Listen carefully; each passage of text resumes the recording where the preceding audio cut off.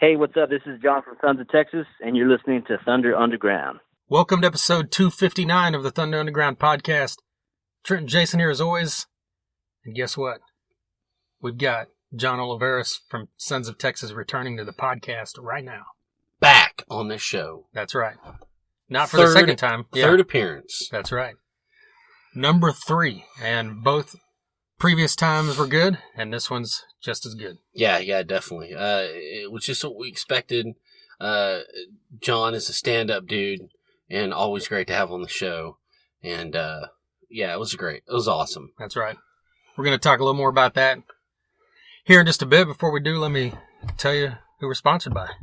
That is MedFarm and DEB Concerts. MedFarm is a dispensary in Broken Arrow, Oklahoma at 24683 East Highway 51. Can't miss them. They're right there off the highway. The best part is that they've got a drive-through window, which a lot of dispensaries don't. So they've got that going for them. So if you're doing the social distancing like it should be, but you need to get out and get some medicinal needs, head over to MedFarm. If you text them beforehand, you can pick up right there at the drive-through window or call them, one or the other. The phone number's on their Facebook at MedFarm. That's PHARM. You can also hit them up on Instagram at MedFarmOK, and their website is medfarmok.com. You can also see all their products, which they've got a huge selection, on leafly.com. And on top of all that, 30% of their proceeds are going to build no-kill animal shelters, which is amazing. Can't stress that enough. Wherever you're at in the Tulsa area, it's definitely worth the trip because a third of what you're paying almost is going towards something really amazing. So get over there and support MedFarm and tell them we sent you, and they'll give you 10% off your order. Also, DEB Concerts is a promoter right here in Tulsa. Of course, right now, concerts are on a standstill, but they've got a few lined up this summer that hopefully we'll get to see. If not, I'm sure they'll be rescheduled. But right now, they've got June 26th. Texas Hippie Coalition will be at the Ideal Ballroom with Poster Child and Sweatin' Bullets opening that up. Two great bands out of Tulsa. And that will be hosted by KMOD's Lynn Hernandez.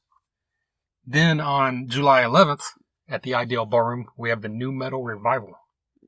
This is another thing we've kind of talked about recently, is that, DEB started, they've stuck to kind of the 80s, hard rock, melodic rock, hair metal, that kind of stuff. Mm-hmm. But they've been branching out now that they had Buck Cherry come through. They did that Snoop Dogg Nelly show last year. And now they've got Texas Hippie Coalition and this new metal show, which features Saliva, Powerman 5000, Edema, Flaw, and Andrew W. Boss. Yep. So if you're into that genre of music, this is like almost a mini festival with that many bands. Right. And really, this is the only way to go. Yeah. I mean, if you're going to do this kind of business and be in this world, they're diversifying.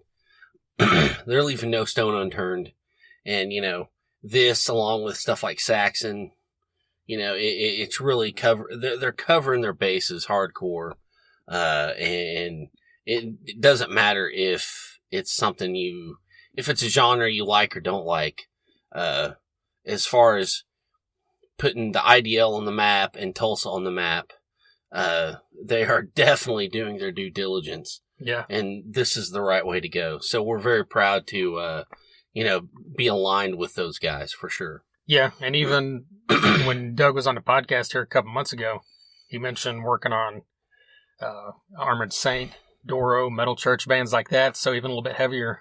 Exactly. So really hope that happens. And then, of course, on July 13th at the BOK Center, right there in the arena show, we got some old school arena rock with Poison headlining that show, with Sebastian Bach opening up with his solo band, and then Tom Kiefer, of course, of Cinderella fame, opening up as well. Both of those guys are still excellent live, and Poison is always great, so that'll be a great one to see. Get on debconcerts.com to find out how to buy tickets to all these shows, and, to keep up to date if there's any changes due to everything that's going on as well. Of course. All right, so Sons of Texas is the story, but before we get into that, last Thursday night, we had our second live stream in a row, weekly live stream, I guess, and I guess do we have another one coming up this Thursday? I think so. We're gonna keep it going like a Thursday thing during this downtime. I think so. We're talking this out live, people. This isn't right. Yeah. I mean, sure. If you want, depends on, if there's like 2 people, no. Well, I mean, you got to make it worth my while to drive out here from Tulsa. Goddamn it! I know. I make it sound like you live in fucking Oldie or some shit. Right. Well, we've had fun doing these live streams.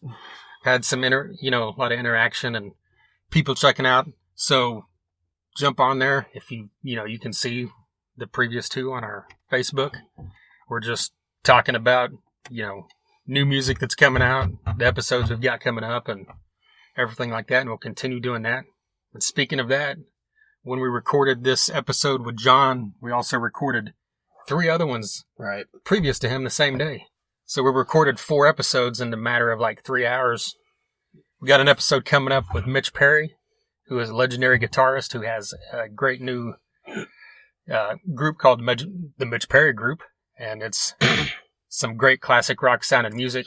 And he's also played with everyone from Edgar Winter to Cher to Quiet Riot. Long ass list, and we'll talk more about that. Then we had on Dakota Shawn, the singer for Another Day Dawns, which is a great new hard rock band. Space Burn, the lead vocalist and guitarist for the power trio known as Torpedo Head out of Germany. We've championed them for years. Yeah, if you've listened to us any length of time, you've heard that name because we played probably 4 of their songs by now. Of course. They've got another new one that just came out a couple weeks ago, so you'll hear that probably on this podcast soon enough. But yeah, all 3 of those are coming soon as well. If you missed last week's episode, or the week before, last week, we had Ivan De Prume, the original drummer for White Zombie, and that was an excellent one. And we also had a written interview with Sean Isolt from White Zombie as well, and that same one, so check that out. The subject here at hand now is John Oliveras from Sons of Texas. And before we talk a little bit more, let's play a song from him. They've got a new song coming out just a little over a week from now on April 20th. But we're going to play a song that had an EP come out back in November called Resurgence. 3 killer tracks. And this is one of them right here. This is called Lock, Stock, and Barrel. It has some manners.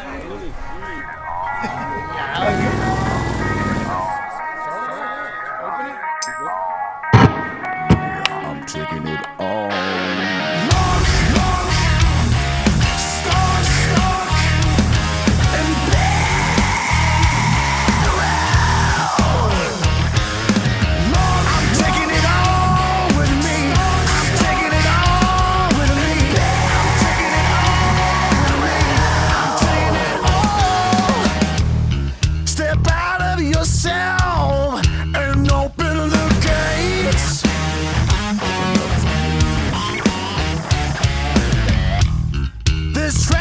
And wealth, in darkness and pain.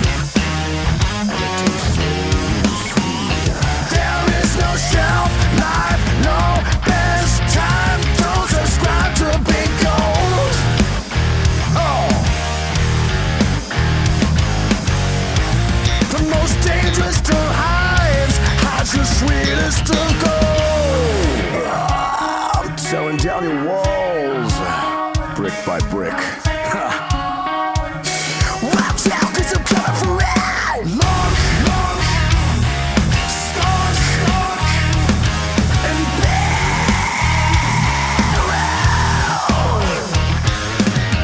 I'm taking it all with me. I'm taking it all with me. I'm taking it all with me. I'm taking it all. There's glory through hell. It's hard to embrace. Every act is played, and nothing is free. Such a slap in the face. Such a slap in the face. Long, stock, and barrel. I'm taking it all with me. I'm taking it all with me. I'm taking it all with me. I'm taking it all. Back in the saddle, I'm strapped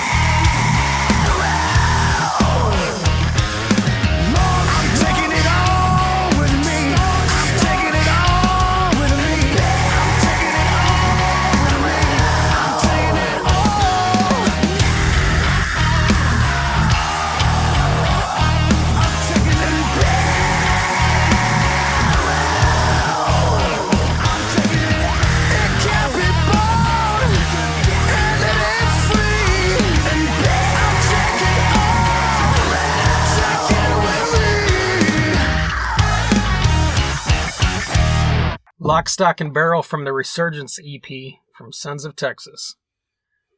And that's got a killer riff, a killer everything. Yeah, I mean, that had some balls swinging. That's right. Our man John is kicking ass as well as Jess is on guitar. Riff Meister. That's right. And there's an excellent video for that you can check out as well. Get on YouTube and follow Sons of Texas, subscribe to him. We talk about that video actually here in this interview coming up. But like we mentioned up front, we've had John on 2 previous times. Both times were whenever Sons of Texas came through Tulsa. Yes. We had on John way back by himself, and then we had him on with just both of them together. Yeah. Here, and that's probably been early 2017, or I need to look that up. But anyway, just go back and check out both those episodes as well if you're a Sons of Texas fan. But I mean, really looking forward to hearing this new song after, because these guys don't put out anything that's filler. Doesn't matter if it's a single or the first 2 full albums are just nonstop greatness. Yeah, it's impeccable. It really is. Yeah. Well, let's just get into this now then. Here's John Oliveras, guitarist for Sons of Texas.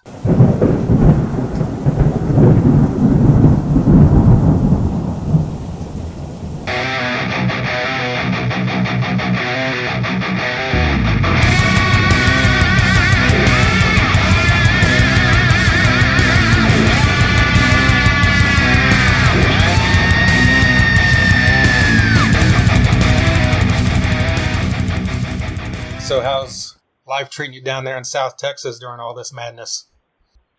In general, I think we were kind of, at this part of Texas, we were kind of the last ones to kind of get affected by everything because we're not really like a big area.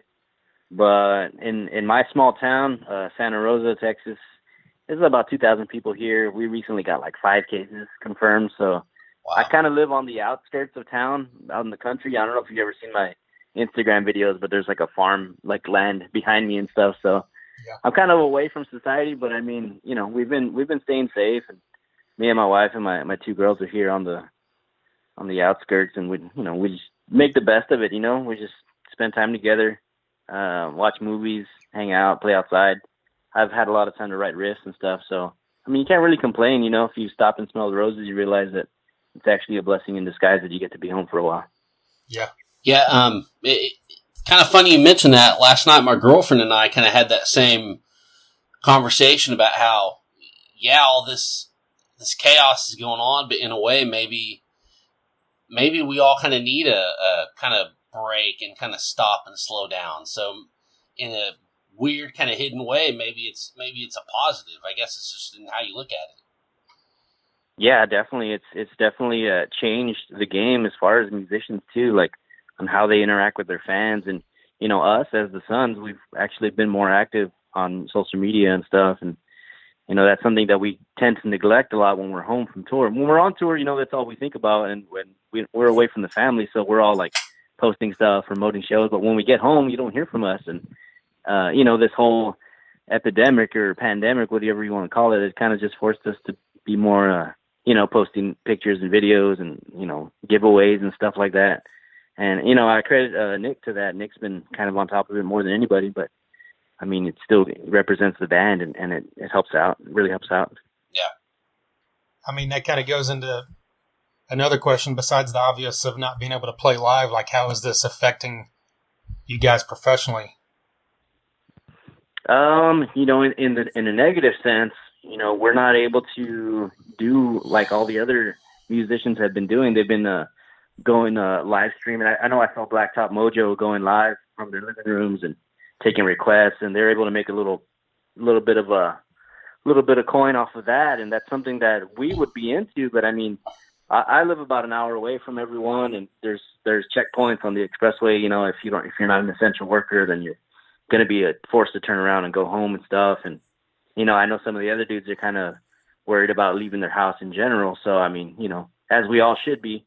So it kind of makes it hard for everyone to get together and do like a live stream acoustic performance or something like that. So that's the negative side. But in the positive, I've been writing a lot, man. Me and Mark and Nick and the guys, we've been, throwing ideas back and forth. And we were supposed to record 2 more songs earlier at the beginning of April.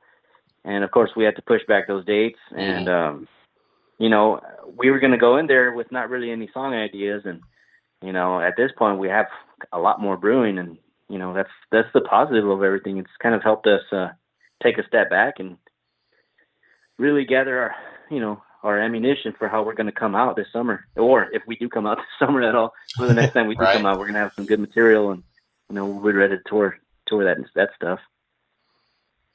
Well, I mean, I saw that Mark did a solo video on his own, and you kind of mentioned the fact you guys spread out. I've also seen a few bands like record stuff on Zoom and then upload it where it's not live, but they recorded it live. Is that something you guys might look into? Yeah, we actually are in the process of figuring out that stuff. I just downloaded the app like not so long ago. But yeah, it's just a matter of everybody getting on the same page. I think Nick is still putting in hours at his job. He's there behind the glass, you know. They're still making him go to work and stuff. And yeah, it's just we have to figure out how all that technology stuff works and see if we can figure out a time to all get together and see how it works, man. See what we're going to do. I think that would be super cool, though. I think a lot of fans would be into that. Yeah, that would definitely get a lot of people through for sure. Yeah. Well, you know, you guys put out Resurgence late last year. Talk about making the decision to go the EP route. Yeah, well, that kind of happened slowly because, you know, when the whole thing with the label getting shut down and we were free agents for a while, we had a lot of sources that we were talking to that recommended, you know, it was a good idea to stay hidden and be like, okay, don't announce publicly that you're, you know, you don't want your fans to know that you're in between labels for whatever reason. So we never really said anything on Facebook or Instagram talking about how we were free agents. So we were under the radar, trying to find new labels. A lot of labels, you know, they're losing money these days and they're shutting down, and a lot of them don't want to take risks and sign bands that aren't selling, you know, gold records anymore. So, you know, it was hard for us to get a deal going. A lot of labels were asking for new material, even though we had 2 CDs that had already been out with, you know, Forged by Fortitude and Baptized. And they did pretty well, you know, considering the times and how big we are as a band. They still weren't ready to, you know, to jump on it. So they were asking us to record demos, and Resurgence came about as, okay, let's record this as a demo and pitch it to labels. But we were so happy with how it came out and how it sounded that we were just like, you know what? Like, let's not wait around for anybody to accept us. Like, our fans are waiting for this, you know? Right. You know, let's put it out. Let's put some artwork behind it. We'll own it right away, you know, on Spotify and Apple Music. We'll receive all the money from the streams, and let's just see how it goes, man. And if anything, a label will see that we're doing stuff on our own and making moves and getting streams and stuff and views. And then, you know, maybe then they're going to want to see about maybe picking us up. But honestly, man, like the longer that we've been unsigned and doing the whole, independent thing, we're realizing this is probably the way to go, man. Like, we've made more money off of this EP. I mean, like in our pockets, profiting from how much it took to record it than we did on our first 2 CDs, you know? Wow. And that's just coming from, you know, from Apple Music and Spotify. It has nothing to do with radio or Pandora or YouTube. It's just those 2 platforms. And maybe, I think Google Play is also involved in that too. But I mean, it's mainly Apple Music and Spotify that are just pumping us full of, you know, every 2 weeks, we're getting a check for something, and it's really paying off a lot of stuff, keeping us on track with our financial stuff. It's really awesome, man. So, I mean, that's 3 songs, you know. We're going to put one out already this month, and then we do a new EP, you know. I can't imagine the money getting lower. It's just going to go up from here. Yeah. Doesn't that speak to kind of how the industry is now? And, you know, it's like that band Dirty Honey, they're always going on about how we don't have a record company. So, and they're really? Always, it's just, you kind of really don't even need a label anymore.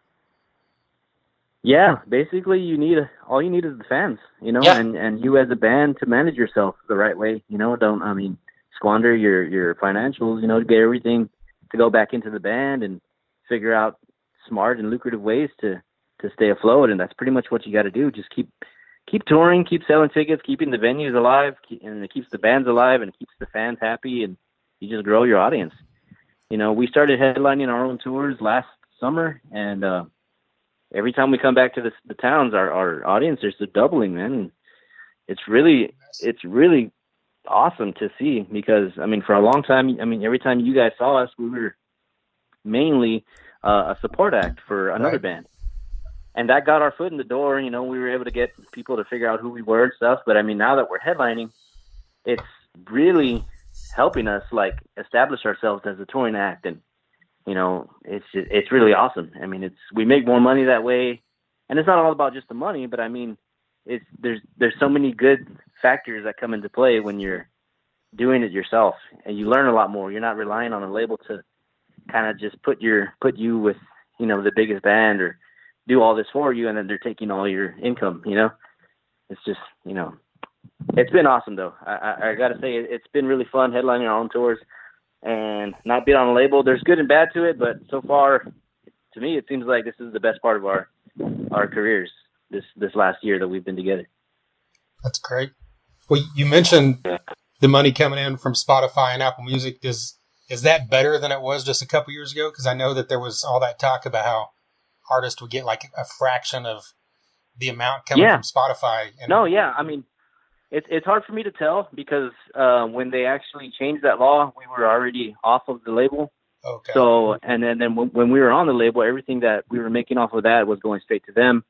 And then we would get like 17% of what was left, and then we would split it between 5 people. Wow. So, talk about not making shit from your product, Yeah. But so it's hard to tell how much of a difference it is, because we didn't own our music back then, and we do now. But I'm glad we do now with that law change. I think they upped the royalty rate like significantly, so that definitely helps a lot, though. You have this new single coming here in a couple weeks. Is that something we can expect more of, like throughout this year? Like you said, you guys are writing. Are we going to drop some more singles in 2020? Is that the plan? We're kind of figuring it out as we go along. But I know that we do want to keep putting out new music throughout the year. We found a guy in San Antonio, which is 4 hours from us, that we can go and record with. And, he does really good work, and we're able to afford, paying him per song or per 2 songs. It frees up a weekend for us to go out there and record. It's much more convenient, and we're not sacrificing, anything sonically or production wise. Like, everything is there. If anything, the songs we've been putting out are the best we've ever done, Yeah. So we're in a position to where we have no reason to not record anything for 2 years at a time, unless we're going to do like this big epic, 2 CD album with like 30 songs. I think the best way to stay relevant is to keep putting out new music, and for it to be EPs, 2, 3, 1 song at a time. That way your fans stay engaged, and every tour you go on, there's something new to offer your fans. That way they keep coming out to see you. There's a whole new theme, there's a whole new vibe, there's new songs in the set. Like, for a long time when we would put out an album, we figured out a set list with mostly new songs, and we played them for a year and a half, Yeah. And to me, that's kind of, it's cool, but it's a lot better the way we're doing it now. Resurgence came out in November. This song's coming out in April. Depending on what happens with the coronavirus and keeping everybody at home, we wanted to put the next one out, by summertime, but we'll see. But the plan was to at least quarterly put out at least 3 songs every quarter of the year. So Yeah. I think that's a lot more fun and exciting as a fan and as a band also. Yeah, absolutely. It keeps the fans engaged, I think. Yeah, big time. Yeah. Well, what can we expect from Under the Gun? Is it heavy? Is it slow? Or is that something you just kind of want to let be a surprise? It's more of a somber song. Okay. There's certain types of songs, and you'll notice it if you kind of pay attention to it. We'll have your, Sons has the hard rock, the bluesy, the metal, and then we have like our really like slow songs. 9 times out of 10, which, there's not even 10 slow songs that we've written, but I want to say 90% of the time, if it's a slow song, it was written by Mark, our singer, because he writes with his acoustic. Yeah. He goes basic. He knows his chords and stuff, so he'll strum some chords, come up with a melody, and he knows what he wants to hear for a verse, for a bridge, for a chorus, and he'll bring these full songs to us. And Under the Gun was one of those songs that we weren't sure what we wanted to do. There was talk of doing an acoustic EP, doing a cover EP, or just doing a straight up Resurgence Part 2 or something. But when we got there, we were like, all right, let's take these 2 days that we got booked in the studio and let's record one song, and let's see if we can do it acoustic based. So I took my acoustic up there, and we hashed out this song a couple different ways, and it ended up being pretty much just the way Mark originally had it arranged, and it came out really good. It's like I said, it's kind of a slower song. It's a Mark song, and I call it that, like I said, because he presented it pretty much in full. And, there's not a lot of riffage. There's not a lot of riffage in the song. I'll put it to you that way. It's basically a 4-chord progression.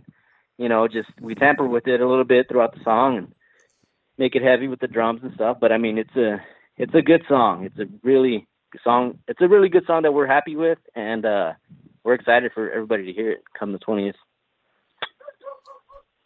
Well, speaking of Resurgence, you guys released that video for Lock, Stock, and Barrel, and a lot of times when I see videos like that have like a party atmosphere going on, I just imagine that it's like a setup. But with you guys, I imagine that was like your friends and that was a real party that day. Am I right in assuming that? No, yeah, you're totally 100% right. Like that, everybody that has talked to us about that video gets it right on the money, and that's kind of what the idea was. Jess had an idea of, hey man, let's kind of put something out there, and just to show people that that this is what we like to do when we're home, and we're just a bunch of cool dudes that hang out with our buddies. But the details were kind of tricky because we don't want to give a free show to our hometown, you know what I mean? Because we'll do one hometown show a year, and we want it to really build up. And, so it was like a private party pretty much. So the crowd isn't as big as you would think it would be for us to shoot it in our hometown. Normally there'll be like 500 people there. But I mean, especially if it was a free event and you're going to listen to some new sons, that place probably would have been packed. So all those people there had Jesse's phone number pretty much. And he invited all his friends, a group of people called the Boozers. They're our good friends. They're a barbecuing, softball, and beer drinking team that loves the Suns, and they're huge supporters of us. And there's about 15, 20 of those dudes they'll all buy tickets. They'll all buy VIP. They'll all buy shirts. They'll all buy CDs. They'll go the whole 9 yards for us. They threw down on the barbecue pit for us, no charge, and those guys are freaking awesome. So a lot of them are there. Those people, a lot of them are friends and family. And we just got together and had a good time and shot a video somewhere in the middle of all that. Nice. Well, next time you guys do that, we want an invite, please. Yeah, we had some people that were like saying, "Hey, man, like, let us know when it's gonna be. We'll fly down." And we were like, we don't really want to make you do all that. But yeah, some people were already trying to get on board with all that stuff. Maybe for the next one we'll see about getting more people involved. There you go. Well, I wanted to talk about. I really like your Charvel guitars, and you kind of got that Telly style, and just kind of go into that because I'm really digging those. Yeah, man. So I'm an ESP artist. I'm endorsed by ESP, but a lot of the guitars that I really, really like and want from them are still pretty expensive. So it's hard for me to come across a big lump sum of cash that I'm willing to part ways with, especially, when you got the kids and the family and stuff at home. You don't want to like tell your wife, I got this package in the mail today. She's like, oh, really? Where'd that come from? I bought it. How much was it? It was about $1,500. Pretty sure, she wouldn't be too happy with that. So, yeah. I mean, with the Charvel, I've always loved Tellys. Just for some reason, they never really fit within the context of the band. Although I'm still trying to get them in there. I'm still trying to figure out how to incorporate a single Tom Morello type Rage Against the Machine tone, get it in the band. But yeah. So I came across this Charvel San Dimas. It's a Telly style guitar. you know, and the longer I had it, the more I wanted to customize it and personalize it. So the way mine is now is not the way they come, you know, when you buy them. So, you know, I took out my neck pickup, put a little, it's like a, you know, the road case black material that you get. Yeah. Cut out a piece of that, and I made a makeshift pick guard in there, and Nice. you know, I moved the jack plate to the front because it was bumping up on my leg when I was jamming. You know, a lot of stuff that just, you know, but they come stock pretty awesome. They got the Seymour Duncan pickup, the hardtail bridge, the locking tuners, and you know, those necks, man. They got the rolled edges on the fingerboards, and you know, I like the way the mahogany wears over time. It kind of gets darkened in the spots that you play the most. You know what I mean? Like it just. Yeah. It looks really cool to me when a guitar's kind of built, beat up and stuff. And I think a lot of players would agree. You'd rather want a guitar that has like a soul and a life to it rather than one that's like kind of plastic and sticky, you know, off the shelf. So that's just me, man. I don't know. Yeah. Yeah. Well, and also shifting gears a little bit more.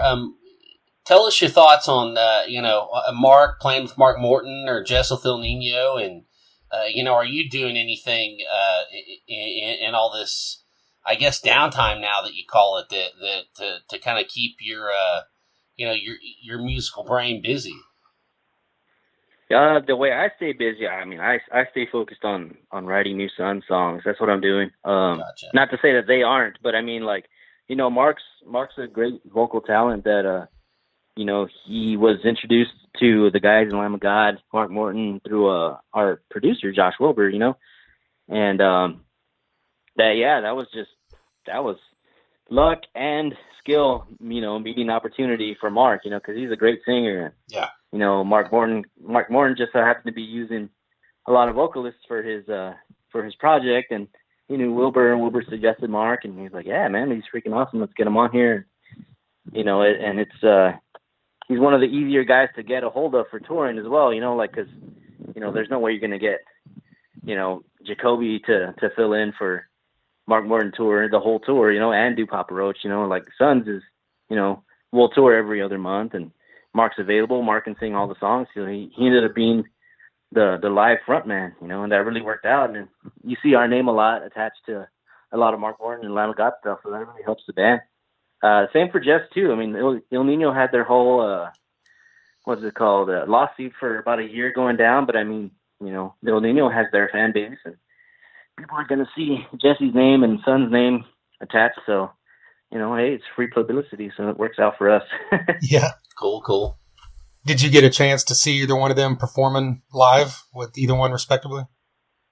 No, I didn't. So the Mark Morton tour, they've gone to like overseas twice, and when they did their U.S. tour, everywhere was like outside of Texas. So I mean, you know, I didn't really get a chance to. If they had came to like Corpus or San Antonio, I definitely would have made the trip. But yeah, everything was outside of Texas on that tour, so didn't get to see them. Well, I guess kind of a final question, a non-music thing you'd mentioned up front, like with your family watching Netflix and getting outside. Is there anything in specific that you guys have been binge watching, or anything that you guys have just been doing as a family? Not really binge watching. I did watch the what is it, like 6 episodes of Tiger King, but I saw that alone. My wife is still doing a lot of online courses, you know, since she's going to school. She's trying to get her bachelor's or whatever. So, a lot of times when I'm watching TV, you know, she's studying and stuff, or the kids are asleep.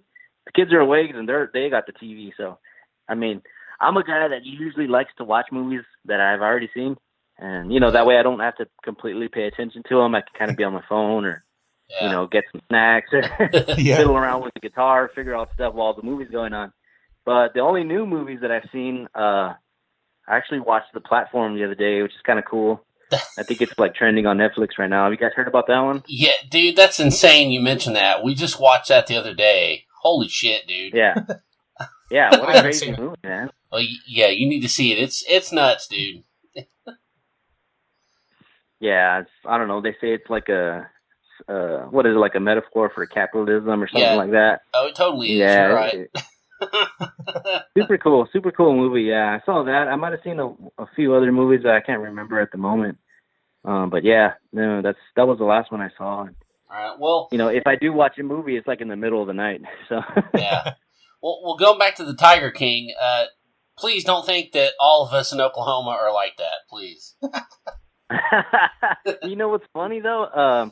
I was watching it and I was like, dude, this guy's voice sounds like somebody that I know. And it turns out, it sounds exactly like the guy that I know, and he's from Oklahoma City. Well, there you go. From Durant. He's actually from Durant. And I was like, that sounds like my buddy. I don't want to say his name. I don't know if he's going to end up hearing this later on. But I was like, yeah, my buddy actually has that tone of voice, but he has that same, he's got that whatever accent it is. And the only place that I had ever heard it was from my friend from Oklahoma. So, yeah. All right, man. Well, we appreciate you taking the time to talk with us today. Oh, yeah, for sure, man. You guys are awesome. Anytime that I can do anything for you guys, be on a podcast or interview, like, I'm down, man. Just hit me up. Thank you. Yeah, we love it. It's been over 2 years, I think, since the last time, so glad to have you back. Yeah, for sure, man. All right, man. You guys take it easy, and hopefully we get to see you before the year's done. There you go, John Oliveras of Sons of Texas. A huge thank you to him to giving us a call and taking some time out there, and, what everybody's got a little bit of downtime, so I'm glad he spent some of it with us. Yeah, I mean, we're all kind of just hunkered down and waiting for all this chaos, as I like to call it, to pass. So, of course, yeah, it was cool to chew the fat there. Yeah. Yeah, and get on, if you don't follow them on Facebook, get on there and follow them. They're, like he said, they're posting updates and stuff going on. And, just this past week, they posted several drum heads that they had fully autographed for sale. So just, them and all kinds of bands are doing that, which we've stressed over the last few episodes.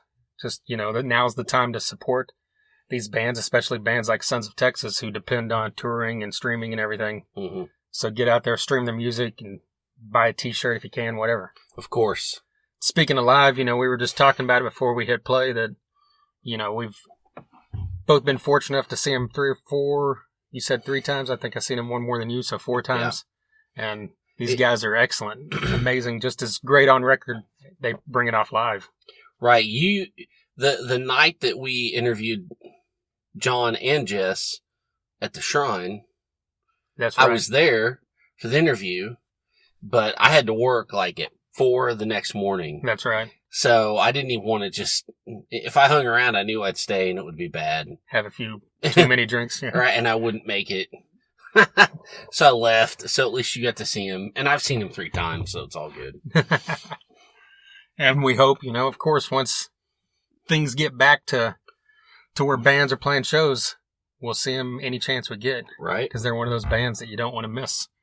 And if you're hanging out under a rock and you aren't real familiar with them, before Resurgence, they had 2 full-length albums. Like I said up front, they're both excellent. So dig into those as well. All right, if this is your first time listening or you need to catch up on some stuff, 258 previous episodes. Like we said, 2 of those include John from Sons of Texas as well. We've had on Vivian Campbell from Def Leppard and Last in Line. We've had on Dizzy Reed of Guns N' Roses, Dave Ellefson of Megadeth, Gene Simmons of Kiss. Then we've just had on all kinds of, Jimmy Bauer from Down and Superjoint, Kirk Winstein from Crowbar and Down. We've had on guys from, if you like some radio rock stuff, we've had on guys from Shinedown and Saving Abel and Local H. And we've had on Kevin Martin at Candlebox. That was fantastic. We do some Life of Agony. Yeah. John Connolly from Seven Dust. Kenny Hickey from Typo Negative. And that was a life Silver highlight Tune. for me. Oh yeah, definitely. Yeah, I mean, it just goes on and on. Yeah. And Phil and Selma was on here for 22 seconds one time. Right, awesome. right. But yeah, dig through everything. TheThunderUnderground.com. You can listen to everything there, or you can listen to most places that you can stream podcasts like Google Music, TuneIn, Stitcher, Mixcloud, and of course SoundCloud. SoundCloud.com/Thunder-Underground. Subscribe to us on YouTube so you don't miss any of our videos we put up. And then follow us and like us on all the social medias, Facebook, Instagram, Twitter as well. And anytime you see a post from us, if you can hit like or share or comment or whatever, that always helps more than people realize. because a lot of those social media platforms don't let, pages get their shit out there as easily as a personal account. So Exactly. yeah, so just hit like, comment, whatever. You don't have to even share if you don't want to, but it helps us out and we appreciate it. All right. Well, once again, we hope to see you this Thursday night on our live stream on Facebook. Once again, thank you to Med Farm, DEB Concerts, and John Oliveras from Sons of Texas. Until next time. Thunder Underground, y'all.